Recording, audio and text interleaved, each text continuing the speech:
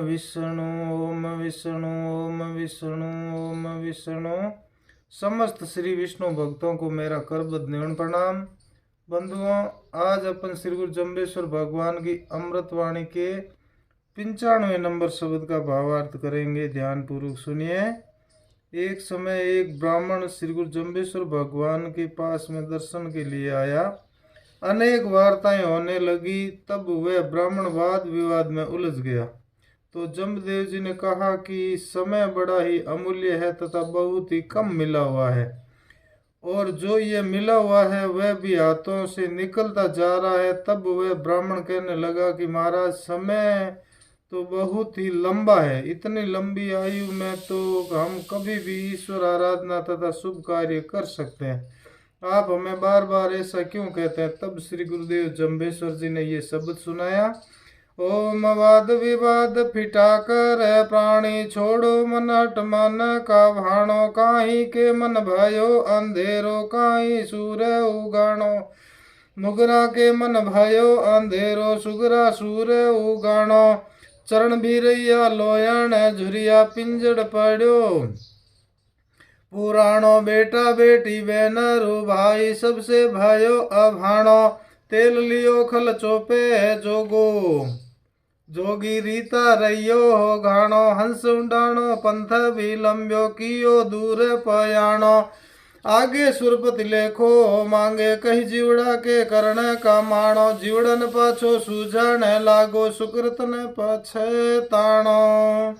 इस प्रकार गुरु जाम्बो जी महाराज फरमा रहे हैं कि हे प्राणी, तू इस कच्ची काया को प्राप्त करके इस व्यर्थ के वाद तथा विवाद को छोड़ दे, क्योंकि यह आदत कभी भी श्रद्धा विश्वास उत्पन्न नहीं होने देगी। गुरु महाराज फरमा रहे हैं कि इस वाद विवाद को छोड़ दे, क्योंकि यह तुम्हारी आदत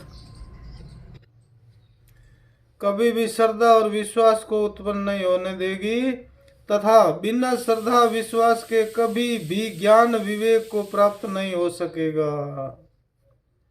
और विवेक ज्ञान शून्य जीवन का सदा दुखमय ही रहेगा। इसीलिए इस जीवा को सदा ही वश में रखा करो तथा अपने मन का हट, मैं जो कुछ कहता हूँ यही सत्य है, और अपने ही मन को अच्छी लगने वाली बात को दूसरों से जबरदस्ती मनवाने का प्रयत्न न करो। इस आदत को छोड़ना ही होगा। यदि आदत दुनिया में जितना भी झगड़े फसाद होते हैं उनकी कारण होती है, यही आदत दुनिया के झगड़े फसाद के कारण होती है। आगे गुरु महाराज फरमाते हैं, जो व्यर्थ के बकवादी लोग हैं उनके तो मन में अंधेरा हो गया, क्योंकि वे लोग किसी भी जीवन सुधारक बात पर कोई श्रद्धा विश्वास नहीं करते हैं। जो भी अच्छी बात कही जाती है उसे वे तर्क द्वारा काट देते हैं, तथा अन्य वे लोग हैं जो व्यर्थ का कुतर्क नहीं करते, किंतु सदगुरु द्वारा कही गई बात को हृदय में स्वीकार करके उन पर चलकर अपने जीवन को सफल बना लेते हैं। उनके हृदय में ज्ञान का प्रकाश हो जाता है। इसीलिए यही गुरु हरित जन नुगरा तथा गुरु धारण करने वाले सुगरा की पहचान है। इसीलिए यही गुरु रहित जन नुगरा तथा गुरु धारण करने वाले सुगरा की पहचान है। जो गुरु वाणी को धारण करके जीवन को प्रकाश में बना ले वही सुगरा है, और जो गुरु वाणी को तर्क द्वारा काट कर त्वरित विपरीत जीवन को बना ले वही नुगरा है। इस प्रकार से यदि वाद विवाद में पढ़कर विजय की वासना में ही समय समाप्त कर देगा तो वृद्धावस्था आ जाएगी। फिर उस अवस्था में तो पैर चलने से रह जाएंगे, आंखें देख न सकेगी और कान सुन न सकेंगे। यह संपूर्ण शरीर रूपी पिंजर प्राचीन हो जाएगा। तब इस जर्जर पिंजरे से कोई भी प्रेम नहीं करेगा, और कि तो क्या कहें, तुम्हारे अपने प्रियतम बेटा बेटी बहन और भाई आदि सभी को अप्रिय लगने लग जाएगा। उस दयनीय अवस्था में पहुंच जाने के पश्चात फिर तो कुछ भी नहीं कर सकेगा।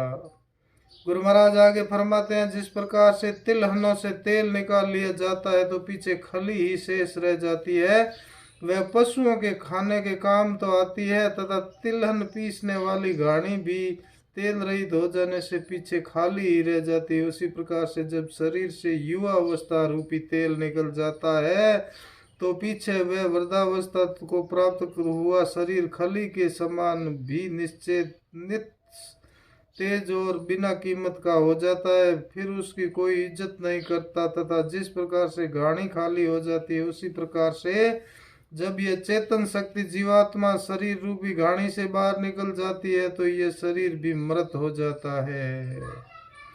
जब यह जीवात्मा हंस इस शरीर से उड़कर बाहर निकलेगा तो शुभ कर्म परमात्मा की शरणागति रहित होने से उसे कोई पंथ दिखलाने वाला सहारा नहीं मिलेगा, तो ये मुक्ति या स्वर्ग के मार्ग को तो पकड़ नहीं सकेगा और नरक या 84 लाख योनियों में पहुंचने के मार्ग को पकड़कर वहीं पर पहुंच जाएगा। मानव जीवन तथा स्वर्गीय सुख से बहुत दूर चला जाएगा, फिर वापस लौट कर आना अति दुष्कर हो जाएगा।